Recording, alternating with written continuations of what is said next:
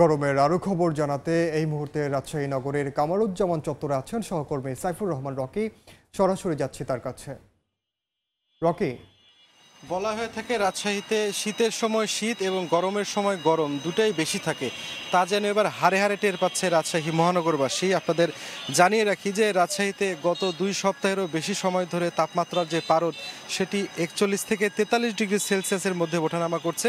গতকাল এই মৌসুমের মধ্যে সর্বোচ্চ তাপমাত্রা রেকর্ড করা হয়েছিল এবং সেটি ছিল 43 ডিগ্রি সেলসিয়াস। আজকেও সর্বোচ্চ তাপমাত্রা রাজশাহীতে রেকর্ড করা হয়েছে 42 ডিগ্রি সেলসিয়াস। যদিও এই তাপমাত্রা কিন্তু বেলা বাড়ার সাথে সাথে এই তাপমাত্রার পারদ কিন্তু বাড়ছে। যত তাপমাত্রার পারদ বাড়ছে সাধারণ মানুষের দুর্ভোগ ততই যেন বৃদ্ধি পাচ্ছে। বিশেষ করে রাজশাহী মহানগরীর যে আমরা এখন কামারুজ্জামান চত্বর এলাকায় আছি, এখানেও কিন্তু প্রচুর মানুষের সমাগম হয়, কিন্তু গরমের কারণে সাধারণ মানুষ ঘর থেকে বের হচ্ছেন না প্রয়োজন ছাড়া। যারাও বা বের হচ্ছেন তারাও ছাতা মাথায় বের হচ্ছেন। অনেকে যারা বের হচ্ছেন খুব কষ্ট করে কিন্তু তাদের কাজকর্ম সেরে আবার দ্রুত বাড়ি ফিরে যাচ্ছেন, এমনটাই আসলে তাদের পক্ষ থেকে বলা হচ্ছে। অনেকে এই গরমের হাত থেকে কিছুটা হলেও শীতল হতে শরবত, ডাব বা বিভিন্ন ধরনের কোমল পানীয় খেয়ে কিন্তু চেষ্টা করছেন কিছুটা হলেও শিথিল থাকার জন্য।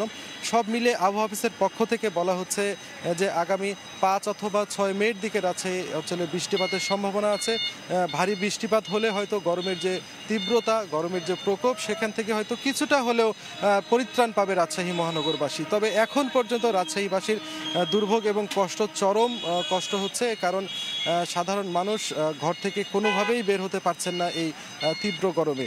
আমরা কথা বলেছিলাম আবহাওয়া অফিসের কর্মকর্তাদের সাথে, তারা যেটি বলছেন যে আসলে এই রাজশাহী অঞ্চলে কিন্তু বৃষ্টিপাতের পরিমাণ বরাবরই কম হয় এবং রাজশাহীতে শুধু যে গরমের প্রকোপ বেড়েছে তাই নয়, এই কারণে কিন্তু অনেক জায়গাতে পানি উঠছে না, সেচ দিতে পারছেন না জমিতে, এমন একটি সংকটও কিন্তু তৈরি হয়েছে। আপনারা জানেন 2 সপ্তাহেরও বেশি সময় ধরে চলছে রাজশাহী অঞ্চলে টানা তীব্র তাপদাহ। এই তীব্র তাপদাহের ফলে রাজশাহী মেডিকেল কলেজ হাসপাতালে এখানে কিন্তু বিভিন্ন বয়সের মানুষ কিন্তু অসুস্থ হয়ে পড়ছে। বিশেষ করে শিশুদের অসুস্থতার হার অনেক বেশি, তারা ডায়রিয়া এবং নিউমোনিয়ায় তারা এখানে আক্রান্ত হচ্ছে। রাজশাহী মেডিকেল কলেজে কিন্তু প্রচুর পরিমাণ রোগীদের চাপ বেড়ে গেছে, যে কারণে তাদের চিকিৎসা সেবা দিতে গিয়েও হিমশিম খেতে হচ্ছে চিকিৎসকদের। তো এই ছিল আমার কাছে রাজশাহী থেকে গরমের তীব্রতা নিয়ে সর্বশেষ।